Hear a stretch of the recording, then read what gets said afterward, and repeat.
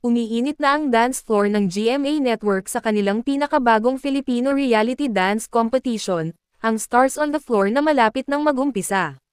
Nakatakda nga itong mag-premiere sa June 28 kung saan pinagsasama-sama ng palabas ang ilan sa mga pangalan na kilala sa husay sa pagsayaw at entertainment para mabuo ang The Dance Authority, ang panel na huhusga sa mga celebrity at digital dance star contestants.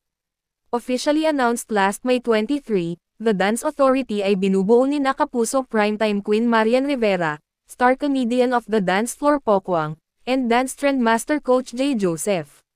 Nangunguna sa panel si Marian, na hindi lang ang kanyang star power ang bitbit kundi ang kanyang malalim na pagmamahal sa pagsayaw. Para kay Marian, lahat ng ito ay tungkol sa emosyon sa likod ng bawat galaw.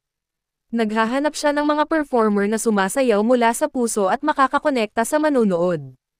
Kasama niya si Pokwang, na nagsimula ang career bilang isang professional dancer and choreographer bago gumawa ng kanyang marka bilang isang komedyante. Para naman kay Pokwang, ang isang mahusay na pagganap ay isang bagay na nagpapangiti at nagpapagaan sa pakiramdam ng mga tao. Completing the trio is Coach Jay Joseph, the choreographer behind the viral dance hits of the popular P-pop group SB19. Bibigyang pansin ni Coach Jay ang mga detalye ng performance, gaano kalinis ang mga galaw, kung bago ang choreography, at kung gaano kahusay kumilos ang mga mananayaw bilang isang duo. Si Alden Richards ang magiging host ng Stars on the Floor.